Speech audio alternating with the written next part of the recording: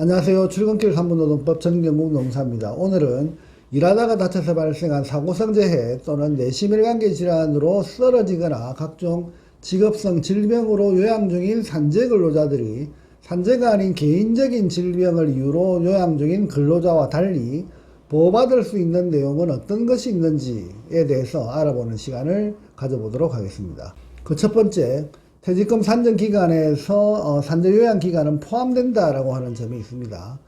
산재로 요양하고 있는 기간은 현재 법률상 사업장 내에서 발생하는 각종 법률 관계에서 근무 중인 근로자와 동등한 조건으로 사실상 보호받는 기간이다, 이렇게 보시면 되겠습니다.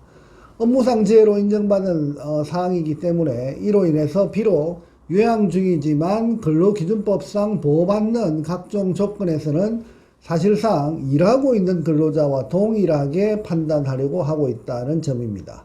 따라서 하나의 예시를 든다면 2023년 1월 1일에 입사한 근로자가 3월 1일에 산재로 입원한 후 2024년 그 이듬해 2월에 입원과 통원을 마치고 원직 복귀한 후 2024년 2월 31일 날 퇴사한다고 가정할 때 실제 일한 기간은 1월, 2월, 2개월이지만 이분의 퇴직금 산정의 경우에는 10개월이 넘는 그 요양 기간을 실제 근무한 기간으로 판단해야 하기 때문에 이분의 총 근로기간은 1년이 넘는 그 근로 사실을 확인해서 퇴직금 지급을 해야 하는 것으로 계산된다는 것입니다. 두 번째, 이와 같은 계산 방식으로 연차휴가 산정의 경우에도 보호를 받습니다. 위와 같은 상황에서 연차휴가 부분에서도 산재 근로자는 보호받습니다. 연차휴가 산정의 경우 근속기간 1년 이내의 경우 매월 한 개씩 연차휴가가 발생하고, 그리고 1년이 도과하면 1년이 지난 다음 날부터 15개의 연차휴가가 발생하는 것으로 되어져 있습니다. 따라서 위 사례의 경우 퇴사할 때 연차휴가 개수가 남아있는 것은 총 11개 플러스 15개로 총 26개가 계산된다, 이렇게 보시면 되겠습니다. 통상적으로 근로기간 중인 경우에는 사용촉진제도를 사용해서 사용자가 근로자에게 촉진을 한 후 그 근로자가 사용하지 않은 경우에 소멸 처리되는 방식으로 운영되고 있긴 합니다.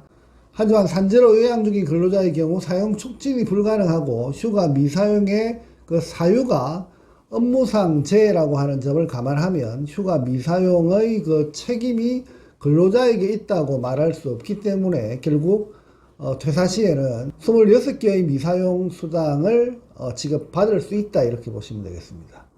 사용자 입장에서는 실제 근로한 기간은 2개월인데 요양 후 퇴사 시점에 지급해야 할 금액은 퇴직금과 그리고 연차 휴가 미사용 수당까지 적지 않은 금액이 계산된다라고 봐야 할 것입니다. 그리고 세 번째 보호받는 부분을 제가 설명드리면, 사용자는 그 산재로 요양하고 있는 동안에는 해고할 수가 없습니다. 현행 근로기준법 제23조에서는 사용자는 근로자에게 정당한 이유 없이 해고, 휴직, 정직, 전직, 감봉 등을 하지 못하는 것으로 정하고 있습니다. 특히 제2항에서는 근로자가 업무상 부상 또는 질병의 요양을 위하여 휴업한 그 기간, 그리고 그 이후에 기간이 종료된 후, 다시 말해서 요양이 종결된 후 30일 동안은 해고하지 못한다라고 명시하고 있습니다. 이로 인해서 산재로 요양 중인 경우 그 요양 기간 동안과 요양 종결 후 30일 동안은 해고 제한의 절대적 사유에 해당되는 기간으로 정하고 있습니다. 만일 사용자가 굳이 해고를 하고 싶다면 근로기준법 제84조에 따라서 일시보상을 했을 경우 가능하다, 이렇게 정하고 있습니다. 그렇지 않는다면 사업을 더 이상 계속할 수 없는 경우, 다시 말해서 회사가 도산 등 폐업을 한 경우가 아니다라고 한다면 해고가 불가능하다, 이렇게 정하고 있습니다. 그리고 마지막 네 번째로 산재 근로자가 보호받는 내용 중 하나를 설명드리면, 만일 산재 근로자의 소속 사업장에서 연간 성과에 따라서 성과급이 지급된다고 할 경우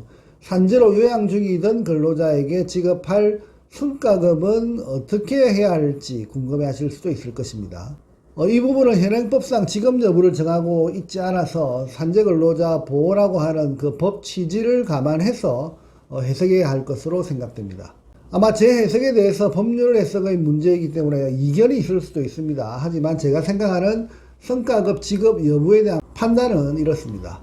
만일 회사의 취업규칙 또는 단체 협약의 급여 지급 기준 또는 성과급 지급 기준으로 성과급 산정 기간 동안 근무한 자라고 이래 특정하게 정하고 있는 경우 산재 근로자는 근무하지 않았기 때문에 대상에서 제외해야 한다고 보는 견해도 있습니다. 하지만 제 판단으로는 산재 요양기간 동안 노동력을 제공하지 못하는 경우 그 사유가 이미 업무적 사유로 판단받았기 때문에 위 근로조건에서 근로를 제공한 근로자와 동등한 방식으로 동일한 방식으로 보호받고 있는 것처럼 성과급 지급의 경우에도 근로를 제공한 근로자와 동일한 방식으로 보호받는 형태로 해석해서 타 근로자에게 지급되는 성과급을 산재 근로자도 일정 기준에 따라서 지급받는 것으로 해석하는 것이 타당하지 않을까 그렇게 생각합니다. 굳이 성과급의 지급 수준을 정한다고 한다면 평균치 정도의 성과급은 지급하는 것으로 정하는 것이 타당하지 않을까 그렇게 생각합니다. 오늘은 산재 근로자의 경우 업무적 사유로 인해서 요양 중이라고 하는 사실을 근거로 근로기준법 및 기타 법령에 따라서 보호받는 내용이 어떤 것이 있는지에 대해서 간략히 알아보는 시간을 가져봤습니다.